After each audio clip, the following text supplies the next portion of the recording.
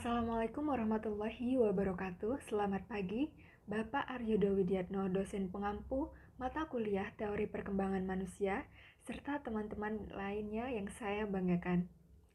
Pada hari ini, kami kelompok 3 akan mempresentasikan materi kami mengenai konsep social learning dari Albert Bandura. Sebelumnya, izinkan saya memperkenalkan siapa saja anggota kami yang ada di kelompok 2. Yang pertama ada Adrian Fernaldi Putra Hanayuda, kemudian ada Safanah Siti Rahmada, yang ketiga ada Salma Arshanti Reza Nurdin, dan yang terakhir ada saya sendiri, Syafiqa Nafis Mufaroha Subagio. Pertama-tama, kita akan berkenalan dulu dengan siapa itu Albert Bandura dan apa itu teori social learning.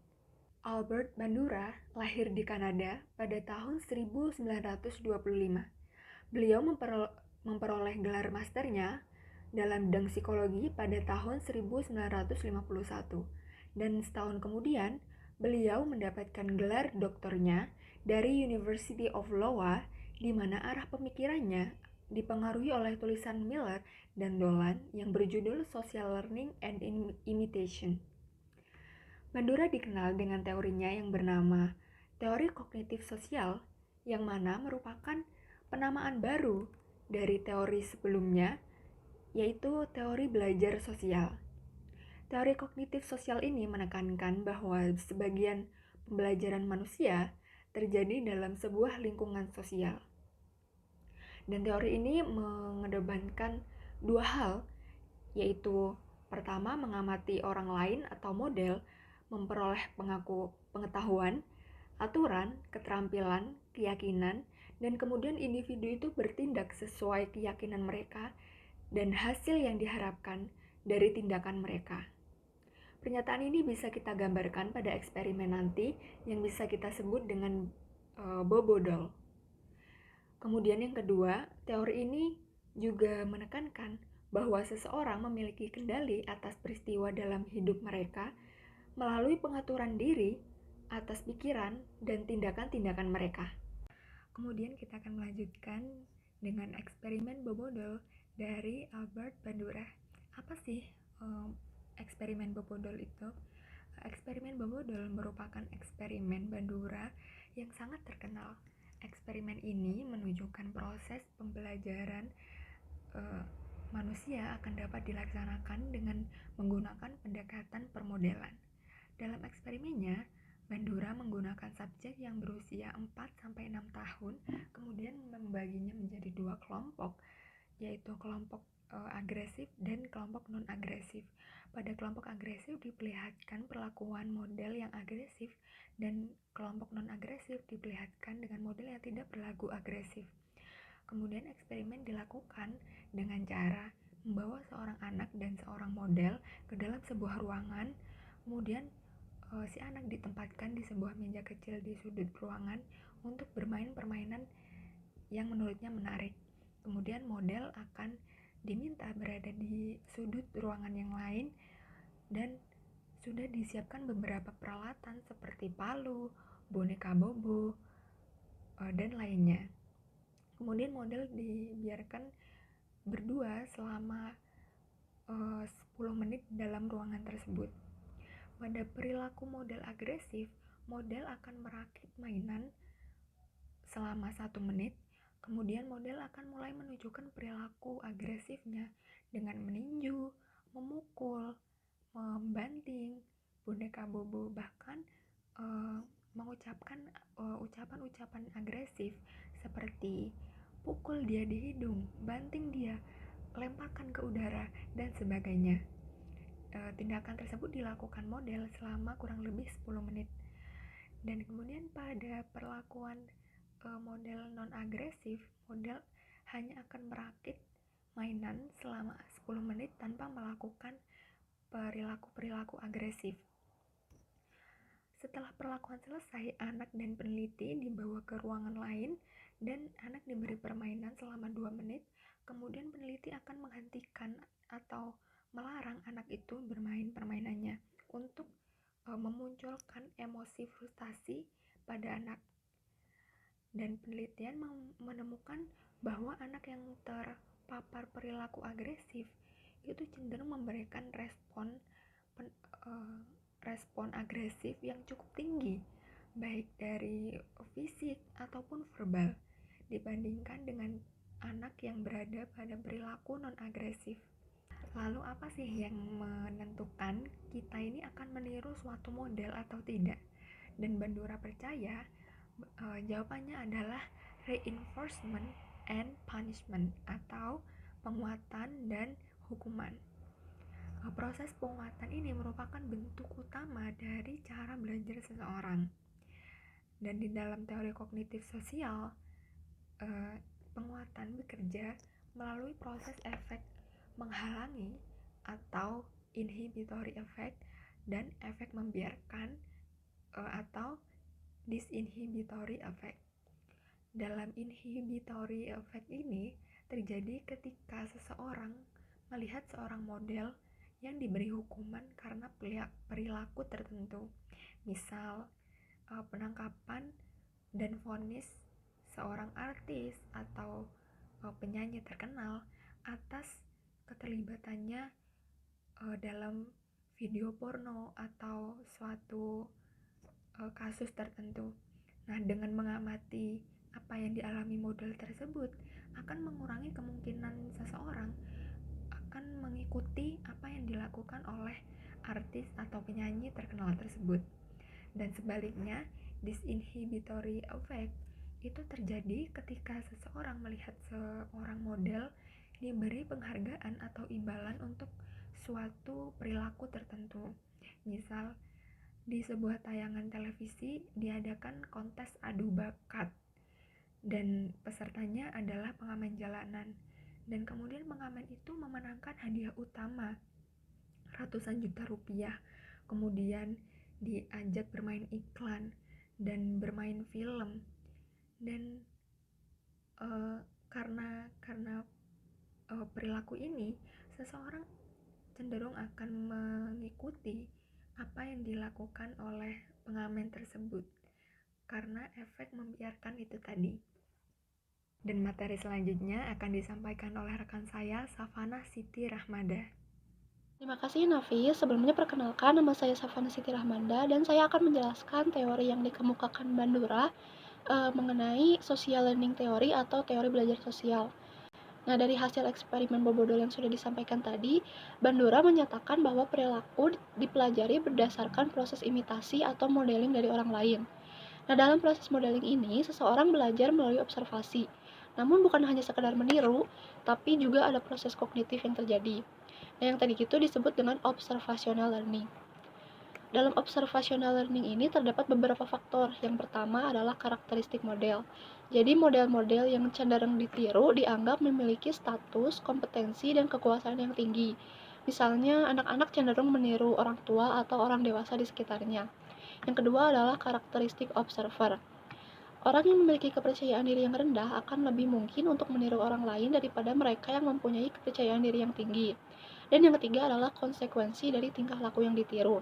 Jadi kalau misalkan kita melihat seseorang melakukan suatu tindakan dan tindakan tersebut mendapatkan pujian dari orang lain, kita cenderung akan mencontoh atau mengikuti tindakan tersebut.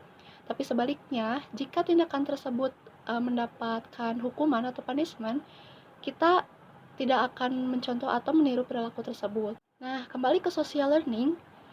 Social learning ini berdasar pada konsep-konsep yang pertama, determinis reciprocal, yaitu tindakan manusia merupakan hasil dari interaksi antara lingkungan, behavior atau perilaku individu dan person, meliputi faktor internal individu seperti faktor kognitif, persepsi, dan lain-lain.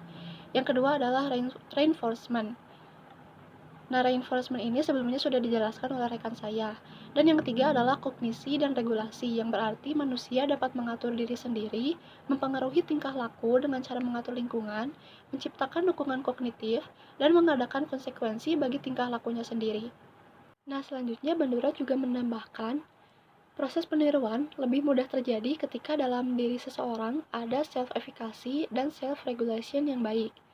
Self-efficacy ini adalah keyakinan seseorang pada diri sendiri bahwa ia bisa melakukan suatu tindakan atau suatu tingkah laku. Adapun sumber-sumber efikasi diri adalah yang pertama pengalaman keberhasilan atau mastery experience. Prestasi masa lalu akan meningkatkan ekspektasi efikasi, sedangkan kegagalan di masa lalu akan menurunkan efikasi. Jadi misalnya kita pernah mengikuti suatu perlombaan dan kita memenangkan perlombaan tersebut. Nah, saat mengikuti lagi perlombaannya tahun depan, kita akan lebih percaya diri karena sebelumnya kita pernah menang. Tapi berbanding terbalik jika misalnya di perlombaan sebelumnya kita gagal dan kita mencoba lagi di perlombaan selanjutnya. Nah, pasti ada di dalam diri kita perasaan tidak percaya diri atau ragu apakah diri sendiri ini bisa, seperti itu. Nah, sumber efikasi yang kedua adalah pengalaman orang lain yang seolah dialami diri sendiri atau vicarious experience. Jadi, efikasi ini akan meningkat ketika mengamati keberhasilan orang lain dan efikasi akan menurun ketika mengamati kegagalan orang lain. Kalau misalkan model yang diamati berbeda dengan diri pengamat, pengaruhnya tidak akan terlalu besar. Tapi jika model yang diamati setara dengan si pengamat, maka pengaruhnya akan berdampak besar. Nah, contohnya misalnya ketika zaman SMA, salah satu guru itu memberitahu bahwa minggu depan akan diadakan ulangan harian. Nah, karena akan ada ulangan harian, jadi aku dan temanku merencanakan untuk belajar bersama. Nah, di minggu depannya itu saat hari ulangan harian ternyata gelombangnya dibagi dua, jadi dalam satu kelas ada yang ulangan duluan dan ada yang ulangannya belakangan. Nah, temen aku itu ulangannya duluan. Ternyata pas dia keluar aku tanya gimana soalnya, dia bilang wah soalnya susah nih gitu. Jadi aku ini bakal merasa tidak percaya diri, jadi efikasi dalam diri aku ini akan menurun karena aku merasa setara dengan teman aku, dikarenakan minggu lalu dan kemarin-kemarinnya kita sudah belajar bareng. Jadi contohnya kurang lebih seperti itu. Yang ketiga adalah dorongan sosial atau social persuasion, bisa dari orang tua, teman, guru, dan lain sebagainya. Yang keempat, kondisi fisiologis. Emosi yang kuat biasanya menurunkan tingkat performa. Ketika kita memiliki rasa takut yang besar, kecemasan, dan tingkat stres yang tinggi, kita akan memiliki self-efficacy yang rendah. Nah, selanjutnya, anak dengan self-efficacy yang tinggi dapat memecahkan banyak masalah, memperbaiki kegagalan, dan menunjukkan reaksi positif terhadap kegagalan. Selain self-efficacy, ada juga self-regulation, yaitu kemampuan seseorang untuk melakukan kontrol terhadap dirinya sendiri. Albert Bandura mengatakan bahwa regulasi diri itu sebagai proses aktif dan terus-menerus yang kita lakukan dalam berperilaku, termasuk menilai konsekuensi dari perilaku tersebut, atau bisa dibilang kemampuan seseorang dalam mengukur dan mengevaluasi pencapaiannya. Sekian materi presentasi yang bisa saya sampaikan. Mohon maaf apabila banyak kekurangan. Materi selanjutnya akan dijelaskan oleh rekan saya, Salma Arsyanti. Terima kasih. Baik, terima kasih atas kesempatannya. Perkenalkan, nama saya Salma Arsyanti Zanuardina. Di sini saya akan membahas tentang proses belajar melalui observasi dan juga prososial modeling. Yang pertama, saya akan menjelaskan tentang proses belajar melalui observasi. Yang pertama di sini kita akan membahas tentang 4 poin. Yang pertama, perhatian atau attention process, di mana sebelum meniru orang lain, perhatian harus dicurahkan pada orang yang ditiru. Yang kedua, representasi atau representation process. Di sini tingkah laku yang akan ditiru harus disimbolisasikan dalam ingatan, yaitu ada 2, representasi verbal dan imajinasi. Yang ketiga adalah peniruan tingkah laku model atau behavior production process, atau bertingkah laku setelah memperhatikan dan memasukkan dalam ingatan. Dan yang terakhir adalah motivasi dan penguatan atau motivation and reinforcement process. Belajar melalui pengamatan menjadi efektif jika seseorang memiliki motivasi yang tinggi untuk dapat melakukan tingkah laku modelnya. Yang selanjutnya saya akan menjelaskan tentang prosocial modeling. Efek yang positif dapat memberikan manfaat bagi dirinya dan orang lain. Contohnya dalam media massa, salah satu model yang sering kita tiru. Dan misalnya juga ketika kita belajar suatu bahasa dari media massa, maka media massa tersebut menimbulkan efek prososial. Poin selanjutnya akan dijelaskan oleh rekan saya. Saya akan menjelaskan mengenai antisocial modeling. Antisocial modeling dalam observational learning milik Bandura juga penting untuk dibahas. Mengapa? Sebagaimana yang sudah kalian lihat mengenai penelitian yang dilakukan oleh Bandura yang bernama Bobodol Experiment, Bandura dapat membuktikan bahwa stimulus yang diberikan kepada anak di kelompok A mempengaruhi perilaku yang akan dimunculkan oleh anak-anak dari kelompok A tersebut. Dari hal ini kita paham mengapa orang tua yang abusif itu akan memiliki anak yang agresif, dan mengapa suami yang suka melakukan kekerasan kepada istrinya dulunya juga memiliki ayah yang melakukan kekerasan kepada ibunya. Karena mereka ini mencontoh orang yang dilihatnya pada saat itu, yaitu orang tua. Yang dimana orang tua ini notabene-nya menjadi contoh yang sangat berpengaruh kepada anak. Faktanya, menurut US Department Health and Human Service pada tahun 2013, 30% dari anak yang mendapatkan perilaku abusif oleh orang tuanya akan menjadi orang tua yang abusif juga ketika dewasa. Kemudian, ada faktor lain yang memunculkan antisosial modeling ini kepada anak. Contohnya melalui media seperti video game, acara televisi, dan juga film, yang semua hal tersebut memuat kekerasan atau kebrutalan. Berdasarkan hasil penelitian beberapa ahli juga, setidaknya 200.000 anak yang lulus dari SMA pernah terungkap melakukan kekerasan seperti pembunuhan, penyiksaan, pemerkosaan, dan kekerasan lainnya. Selanjutnya, yaitu dampak belajar dari observational learning. Setiap kali respon dibuat, akan diikuti dengan berbagai konsekuensi. Ada yang konsekuensinya menyenangkan, ada yang tidak menyenangkan, ada juga yang tidak masuk ke kesadaran sehingga dampaknya sangat kecil.